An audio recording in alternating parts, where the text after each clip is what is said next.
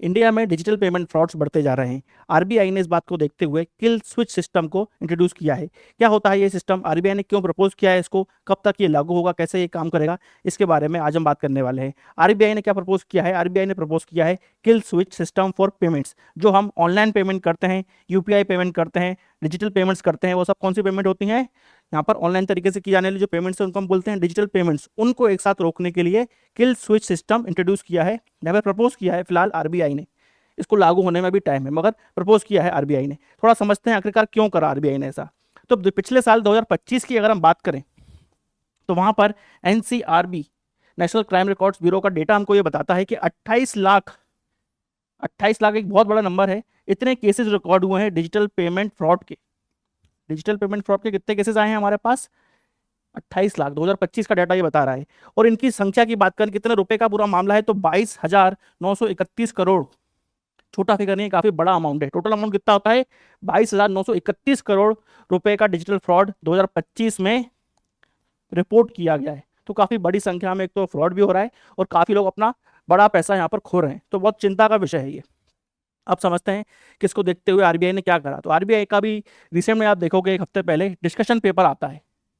इस बात को लेकर आरबीआई ने क्या करा, एक डिस्कशन पेपर अपना पब्लिक डोमेन में आया है, exploring safeguards in digital payments to curb frauds, ये उसका टाइटल है। इस पेपर से ही ये पूरी बातें बाहर आई हैं, क्या क्या आरबीआई नई चीज़ें करने वाला है जिससे इन फ्रॉड्स को रोका जा सके। ठीक है, तो समझते हैं क्या क्या चीज़ें हमको देखने को मिलेंगी। आरबीआई ने एक चीज़ ऑब्जर्व करी कि जो इंटरनेशनल और डोमेस्टिक कार्ड्स होते हैं, इंटरनेशनल और डोमेस्टिक कार्ड होते हैं ना, डेबिट कार्ड, क्रेडिट कार्ड आपने देखा होगा, तो उन कार्ड्स के अंदर एक सिस्टम होता है स्विच ऑन और ऑफ करने का। बहुत सारे फीचर्स वहाँ पर आप क्या कर सकते हो, इनेबल कर सकते हो, डिसेबल कर सकते हो, है ना। कि भैया ऑफलाइन स्टोर के लिए मेरी लिमिट 15,000 रहे, 1,000 रहे, 10,000 रहे, 1 लाख रहे, वो आप ऑन ऑफ कर सकते हो। इंटरनेशनल इसको यूज़ करना है कि नहीं करना है, ऑनलाइन यूज़ करना है कि नहीं करना है, एटीएम से विड्रॉ होना चाहिए कि नहीं होना चाहिए, ये सब फीचर्स आप ऑन कर सकते हो, ऑफ कर सकते हो। ये फैसिलिटी आज की डेट में हमारे पास डिजिटल पेमेंट्स के लिए नहीं है। जो हम डिजिटल पेमेंट कर रहे हैं वहाँ पर ये फैसिलिटी हमको देखने को नहीं मिलती। ठीक है, पहला ऑब्जर्वेशन यहाँ पर ये रहा। तो आरबीआई ने सोचा क्यों ना ऐसा कुछ सिस्टम हम यहाँ पर भी लेके आए जहाँ पर हम सिंगल ऑन ऑफ करके कोई फीचर को रोक सकें या चालू कर सकें। ठीक है, इसी बात को ध्यान में रखते हुए किल स्विच इंट्रोड्यूस हुआ। किल स्विच क्या करेगा उसको समझते हैं। तो जो भी हमारे डिजिटल पेमेंट्स होते हैं उसके लिए पहली बात तो ये आया है, किसके लिए आया है, डिजिटल पेमेंट्स, यानी कि हमारा यूपीआई पेमेंट भी इसके अंदर आ गया, ऑनलाइन पेमेंट भी इसके अंदर आ गया, हमारे बैंक अकाउंट से अगर कोई कार्ड लिंक्ड है तो वाला कार्ड पेमेंट भी इसके अंदर आ जाएगा। सब यहाँ पर वो पेमेंट्स आ जाएंगे। ठीक है, कैसे काम करेगा, तो आपको एक हॉटलाइन नंबर पर फ़ोन लगाना है या फिर ऐप, मोबाइल ऐप, किसी एक ऑप्शन को आप यूज़ कर सकते हो। फिलहाल प्रपोज्ड है मगर इसी तरह से ये काम करेगा। ठीक है, हॉटलाइन पे काम, फ़ोन लगाएं या फिर ऐप, मोबाइल जो ऐप है उसमें आपको ये फीचर देखने को मिलेगा। इंस्टेंटली आपके पूरे अकाउंट जो है क्या हो जाएंगे, फ्रीज हो जाएंगे, यानी कि इससे कोई भी पेमेंट अब नहीं की जा सकेगी। जैसे ही आपको शक होता है कि कोई और आपके अकाउंट को एक्सेस कर रहा है या फिर ऐसी कोई पेमेंट है जो आपने ऑथोराइज नहीं करी मगर वो पेमेंट होने वाली है, तो वैसे ही आप क्या करें, इसको यूज़ करें, किल स्विच फीचर को यूज़ करें, आपका अकाउंट जो है वो पूरा फ्रीज कर देंगे, उससे कोई भी पेमेंट अब बाहर नहीं जाएगी। ठीक है, मगर कुछ एक्सेप्शंस इसमें लागू रहेंगे। क्यों रहेंगे, क्योंकि बहुत बार ऐसा होता है कि मान लीजिए आपकी घर पे आपका होम लोन है, व्हीकल का लोन है, या फिर आपके कुछ ऑटो पेमेंट्स हैं जो अपने आप कटते हैं, है ना, रेगुलर पेमेंट्स अपने आप कटते हैं, तो वो ऑन रहेंगे यहाँ पर, है ना। ऑटो डेबिट जो होता है कुछ चीज़ों को लेकर वो चालू रहेगा ताकि वो उस चीज़ में आपको फाइन ना लग जाए, कोई पेनल्टी ना लग जाए, वो चीज़ें यहाँ पर काम करेंगी। या फिर आपने कुछ पहले से इंस्ट्रक्शंस दिए थे तो वो भी काम करेंगे, उनको भी आप रोक सकते हो मैन्युअली। ठीक है, मगर ये तो ऑटो पेमेंट चले आ रहे थे तो वो चलते रहेंगे, मगर कोई भी नया पेमेंट नहीं हो पाएगा, कोई बड़ा पेमेंट यहाँ पर नहीं हो पाएगा, वो फ्रीज कर दिया जाएगा। इसके बाद आपको फिर से एक्टिव करना है, फिर से यूज़ करना है ना। आप इंक्वायरी करी, सब कुछ हुआ कि आप ठीक है फिर से मेरे को अपना अकाउंट यूज़ करना है डिजिटल पेमेंट्स के लिए, तो अब आपको फिर से रीएक्टिवेशन करना पड़ेगा। यहाँ पर थोड़ी कठिनाई का सामना करना पड़ सकता है क्योंकि फिर से आपको बैंक के सामने ऑथेंटिकेशन करना पड़ेगा। बैंक यहाँ पर फिर से ऑथेंटिकेशन करेगा, फिर से पहचान करेगा आपकी, हाँ भैया सही बंदा है ये। बैंक ऑथेंटिकेशन होगा, ये ऑफलाइन भी हो सकता है, ऑनलाइन भी हो सकता है, दोनों कंडीशंस यहाँ पर दी जाएंगी, मगर थोड़ा टफ रहेगा क्योंकि फिर से एक तरह से फिर से आपकी केवाईसी होगी यहाँ पर, तभी आप अपना अकाउंट फिर से डिजिटली यूज़ कर पाओगे। अकाउंट आपका ही है, डिजिटली बस ब्लॉक हुआ है, ऑफलाइन ब्रांच से तो चल ही रहा था, क्योंकि आपको लगा कि कुछ फ्रॉड हो रहा है मेरे साथ, आपने रोक दिया, एक ही बार में पूरा ये कर दिया। जरूरत क्यों पड़ रही है इसकी, आज क्या होता है, आज मान लीजिए आपको शक होता भी है कि कुछ पेमेंट ऐसा कट गया या फिर किसी ने पेमेंट ऐसा किसी को ट्रांसफ़र कर दिया जो आपको पता नहीं था, तो आप क्या करोगे, पहले बैंक को फ़ोन लगाओगे कस्टमर केयर पे, जिस ऐप से वो कटा है उस ऐप को फ़ोन लगाते हो, फिर आप कई बार फिर आप बैंक ऑम्बड्समैन को फ़ोन लगाते हो, ऑनलाइन आपको ईमेल लिखना पड़ता है। तो बहुत सारे प्रोसेसेस आपको पता है हो सकते हैं, मगर कौन सा आपका वो पेमेंट रोक देगा, सही तरीका क्या है वो किसी को नहीं पता, क्योंकि मल्टीपल प्रोसेस यहाँ पर चालू हो जाते हैं। तो एक ही प्रोसेस होगा कि आप चुपचाप क्या करो, किल स्विच का यूज़ करो अगर आपको लग रहा है आपके साथ कोई भी पेमेंट फ्रॉड हो रहा है तो। इसलिए इस सिस्टम लाया जा रहा है ना, एक ही साथ पूरे पेमेंट्स को रोक दिया जाएगा। अब आती है बात इसके अलावा यहाँ पर आरबीआई ने क्या क्या चीज़ें प्रपोज की हैं उसको भी समझ लेते हैं। ठीक है, आरबीआई ने एक चीज़ प्रपोज की है, 1 आवर वेट टाइम। अब आरबीआई का यहाँ पर कहना है, ऐसे तो आप पेमेंट्स रेगुलर अपने पहचान वाले लोगों को कर रहे हो तो कोई दिक्कत नहीं है, उनको आप अपने एक लिस्ट बन जाएगी नई जिसको हम बोलते हैं ट्रस्टेड बेनिफिशियरी, इन पे मैं भरोसा करता हूँ, इनसे अगर पेमेंट आ रही है या फिर इनको मैं पेमेंट कर रहा हूँ तो कोई दिक्कत नहीं है। मगर अचानक आपने कोई या फिर आपके नंबर से आपकी ऐप से किसी न्यू यूज़र को पेमेंट गया, कोई नए बंदे को पेमेंट गया और वो पेमेंट 10,000 से ज़्यादा था, छोटा पेमेंट था कोई बात नहीं, 10,000 से ज़्यादा का पेमेंट था, तो उस समय क्या किया जाएगा, आरबीआई बोलेगी पेमेंट तो हो जाएगा उसको, कोई दिक्कत नहीं है, बस 1 घंटे का यहाँ पर हम वेटिंग टाइम इंट्रोड्यूस कर रहे हैं। 1 घंटे का वेटिंग टाइम इंट्रोड्यूस कर रहे हैं, क्यों कर रहे हैं, हो सकता है कि वो पेमेंट आपने नहीं करा हो, तो आपके पास 1 घंटा है, अब आपके पास मैसेज तो आएगा पेमेंट कटने का कि कटने वाला है पेमेंट 1 घंटे के अंदर और सुबह को जाने वाला है। आप पहचान जाओगे कि मैंने तो करा नहीं, किसी और ने करा है, तो मतलब ये फ्रॉड हो रहा है मेरे साथ शायद, तो आप उस 1 घंटे में उस पेमेंट को रोक सकते हो। तो इंस्टेंट आपके अकाउंट से पेमेंट कटेगा नहीं, तो यहाँ पर कार्रवाई करने में आसानी होती है। ये फीचर आरबीआई ने प्रपोज किया है।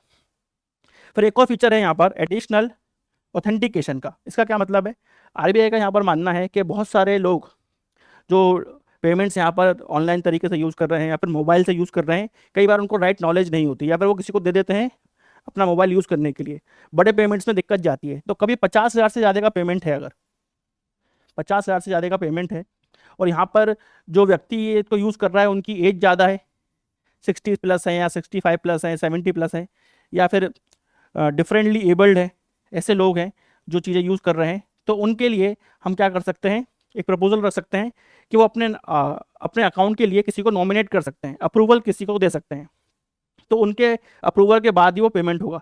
मान लीजिए मेरी दादी हैं, उनके मोबाइल से कोई पेमेंट कर रहा है 55,000 की, या वो खुद ही कर रही है 55,000 की, मगर वो चाहती हैं कि ट्रस्ट के हिसाब से किसी ऐसे बंदे के पास भी जाए जो चेक कर ले इसको, क्योंकि टेक्नोलॉजी चेंज हो रही है, उनको भरोसा थोड़ा कम है, वो करना भी चाह रही हैं किसी को, तो उन्होंने मुझे अप्रूवल अपॉइंट कर दिया। तो जैसे ही वो पेमेंट वहाँ से इशू करेंगी, मुझे यहाँ से अप्रूव करना रहेगा, हाँ सही बंदे को पेमेंट जा रहा है, मैं भी अप्रूव कर रहा हूँ, तभी वो पेमेंट कटेगा। मगर ये तब होगा जब आप इसको फीचर को इंक्लूड करोगे। ये सब प्रपोजल्स हैं, धीरे धीरे एक एक करके चीज़ें लागू होंगी यहाँ पर।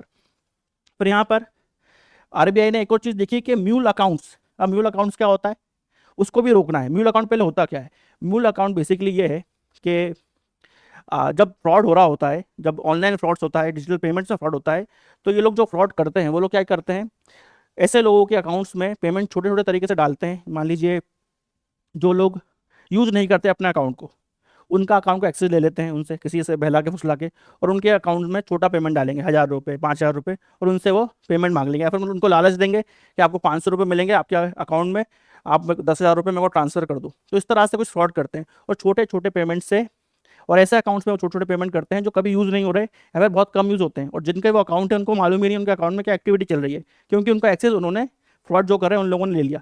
ऐसे अकाउंट्स को भी रोकने के लिए आरबीआई यहाँ पर कुछ प्रपोज कर रहा है, एआई बेसिकली प्रपोज कर रहा है। फिर यहाँ पर डिजिटल पेमेंट्स का जो फीचर है उसको स्टार्टिंग में डिसेबल रखा जाएगा। कोई नया अकाउंट खुलता है, आप आज जाइए बैंक अकाउंट में तो पहले दिन से सब कुछ ऑन मिलता है आपको, मगर आप थोड़ा सा फ्रीजिंग टाइम लगा रहे हैं। आपने कोई नया अकाउंट खोला, खुलते से ही नए अकाउंट में फ्रॉड होना चालू हो सकता है, कई बार खुलता ही फ्रॉड के लिए, तो इसलिए नया अकाउंट जब खुलेगा उसमें डिजिटल पेमेंट्स का जो फीचर है वो बाय डिफ़ॉल्ट डिसेबल्ड रहेगा, उसको आपको इनेबल कराना पड़ेगा ताकि ऑथेंटिकेशन और बढ़ जाए इन पेमेंट्स का और रिकॉर्ड मेंटेन होना चालू हो। ये फीचर इंक्लूड किया है और कस्टमर अवेयरनेस पे काम करने की बात यहाँ पर आरबीआई कर रहा है। इन सब स्टेप्स को प्रपोज किया है यहाँ पर आरबीआई ने, किल स्विच के साथ साथ ये स्टेप्स भी हमको आरबीआई प्रपोज कर रहा है। तो ये तो थी बात जो प्रपोज की है, मगर अभी गवर्नमेंट क्या कर रही है, क्योंकि फ्रॉड तो लगातार हो रहे हैं, आज भी फ्रॉड हो रहा है, उसके लिए गवर्नमेंट ने क्या क्या चीज़ें करी हैं आइए उनको देखते हैं। तो गवर्नमेंट ने यहाँ पर एक स्पेसिफिक चीज़ लागू की थी कुछ समय पहले, बैंक.इन डोमेन। अगर आप ऑनलाइन बैंकिंग यूज़ करते हो तो वहाँ पर आप देखोगे हर बैंक के नाम के बाद जो भी उसका डोमेन है बैंक.इन लिखा आता ही है ना। एसबीआई का भी है तो ऑनलाइन SBI.बैंक.इन ऐसा लिखा आएगा। तो ये डोमेन स्पेसिफिकली सिर्फ बैंकों के लिए ही है, तो आप इस चीज़ को ध्यान में रखना, कभी आप ऑनलाइन चीज़ें यूज़ कर रहे हो मोबाइल पे कोई लिंक आती है, मेल पे कोई लिंक आती है, अगर उस पर ये बैंक.in नहीं है तो मतलब वो फ्रॉड हो सकता है ना, स्पैम वाली लिंक हो सकती है, फ्रॉड वहां पर हो सकता है। इस लिंक को जरूर चेक करें, जिस डोमेन को चेक करें। आखिरी में क्या होगा, बैंक.in, आखिरी में डोमेन में। एक और चीज आई है, न्यू E0 FIR। आरबीआई का यहाँ पर कहना था कि कोई भी पेमेंट या फिर कोई भी फ्रॉड अगर 10 लाख से ऊपर का होता है तो ऑटोमेटिकली उसके लिए हम FIR कर देंगे। ऑटोमेटिकली साइबर क्राइम में उसको क्रिमिनल माना जाएगा, क्रिमिनल एक्टिविटी माना जाएगा और FIR लॉन्च हो जाएगा। बिना आपको बस बताना है कि मेरे साथ फ्रॉड हुआ था इतना साइबर क्राइम में, वो उसको FIR लॉन्च कर देते हैं। फिर एक नई चीज़ जो बहुत इंपॉर्टेंट थी वो है सिम बाइंडिंग। ये रूल इंट्रोड्यूस हुए हैं, ये सब बातें मैं जो कर रहा हूँ लागू हो चुकी हैं। सिम बाइंडिंग का क्या मतलब है कि जिस मोबाइल को आप यूज़ करते हो उसी मोबाइल में की जो सिम है ना, एक नंबर होगा, उस समय उस जो सिम थी मोबाइल में उस पर ही आपको UPI रजिस्ट्रेशन है, मोबाइल का रजिस्ट्रेशन है, तो वो सिम उस मोबाइल में होनी चाहिए, तभी आप उस मोबाइल से वो चीज़ें यूज़ कर पाओगे। ऐसा नहीं है किसी और का मोबाइल है और बैंक अकाउंट आपका वहाँ पे चलने लगे। इसलिए सिम बाइंड कर दी है, सिम बाइंड कर दी है, तभी आपका ऑथेंटिकेशन हो पाएगा। अगर आपने अपनी सिम चेंज करी तो आपका UPI भी आपको चेंज या फिर UPI ऐप भी आपको चेंज करनी पड़ेगी, वहाँ पर लानी पड़ेगी। पुराने मोबाइल से आप इसको यूज़ नहीं कर पाओगे, सिम नहीं होगी तो वो एक्टिविटी नहीं हो पाएगी। सिम बाइंडिंग रूल, खासकर जब मोबाइल चोरी हो जाता है तो आपने सिम बंद कराओगे तो ऑटोमेटिकली आपके मोबाइल के जो UPI ऐप्स हैं वो भी काम करना बंद कर देंगे। इस तरह से इसको देखा जा सकता है। फिर 2020 में I4C, Indian cyber crime coordination centre खोला गया था, जिसका काम ही यही है कि साइबर क्राइम्स को रोकना और उसको लेकर प्लानिंग करना, स्ट्रेटेजी बनाना। तो ये काफ़ी काम इस क्षेत्र में करता है। फिर है citizen financial cyber fraud reporting and management system.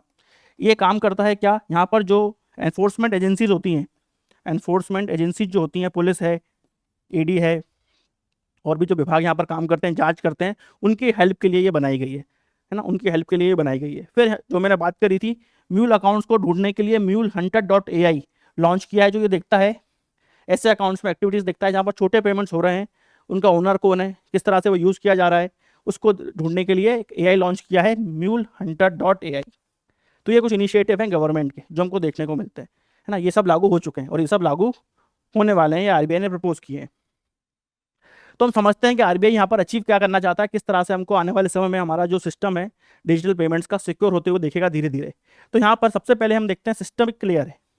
पहली लेयर क्या है, सिस्टमिक लेयर है। दूसरी लेयर है डिवाइस लेयर, फिर AI नेटवर्क लेयर है, और लास्ट में हमको देखने को मिलती है हमारी यूज़र कोड लेयर। ठीक है, तो सिस्टम लेयर को आप इस तरह से देख सकते हो कि बैंक ने कि जो सिस्टम आया बैंक का, है ना, तो बैंक.इन जो डोमेन है जो हमने देखी यहाँ पर, इस डोमेन को इंट्रोड्यूस किया, तो ये सिस्टम लेयर है। पहला ऑथेंटिकेशन आपका यही हो गया कि आप सही जगह हो कि नहीं, पहला ऑथेंटिकेशन आपका यही हो गया कि आप सही जगह हो कि नहीं। फिर सेकंड है डिवाइस की लेयर, जहाँ पर हमने सिम को यूज़ किया, सिम बाइंड कर दी, आपकी डिवाइसेस बाइंड कर दी, किस डिवाइस में क्या यूज़ हो रहा है, कौन सी चीज़ें खुली हुई हैं, और सिम वहाँ पर आपकी है कि नहीं, ऑथोराइज सिम वहाँ पर है कि नहीं। इस तरह से सिम की बाइंडिंग भी हो गई। फिर आती है AI नेटवर्क लेयर, जैसे कि अभी म्यूल अकाउंट्स के लिए है, ऐसा ही और भी AI लॉन्च किए जाएंगे जो अकाउंट्स को देखें किस अकाउंट में ज़्यादा एक्टिविटी हो रही है, कहाँ पर फ्रॉड की गुंजाइश है, तो उनको रेड लिस्ट कर दिया जाएगा। फिर है यूज़र कोर, यहाँ पे आता है हमारा किल स्विच, जो एक ही सिंगल क्लिक पे आपके पूरे जो एक्टिविटीज़ हैं, ऑनलाइन एक्टिविटीज़ हैं, डिजिटल पेमेंट्स एक्टिविटीज़ हैं, उनको रोक देगा, सबको इंटर लिंक कर देगा, सबको इंटर लिंक कर देगा। ये है यूज़र कोर, यूज़र के हाथ में कंट्रोल आ जाएगा। किल स्विच जैसा फीचर हमको इंडिया के अलावा सिंगापुर में देखने को मिलता है, जहाँ पर वो ऑलरेडी लागू है, वहाँ पर यूज़ कर रहे हैं लोग इसको, इंडिया में अभी आया है। तो इस तरह से RBI बेसिकली एक यूनिफाइड डिफेंस आर्किटेक्चर बनाना चाहता है फ्रॉड रोकने के लिए, साइबर क्राइम रोकने के लिए। आई होप आपको समझ में आ गया होगा। बेसिकली यहाँ पर सोच यही है कि सिंगल क्लिक में आपके पास पूरा कंट्रोल आ जाए, सिंगल क्लिक में कोई भी फ्रॉड यहाँ पर देखने को ना मिले।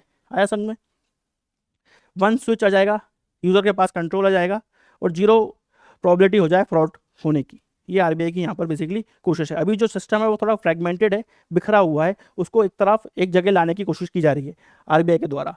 इंडिया में जो डिजिटल फ्रॉड्स बढ़ रहे हैं उनको रोकने की कोशिश है, क्योंकि एक बहुत बड़ा नंबर, एक तो 28 लाख लोगों के साथ हो रहा है, और जो आप सम देखो यहाँ पर तो 22,931 करोड़ का अमाउंट यहाँ पर दाव पे लगा हुआ है।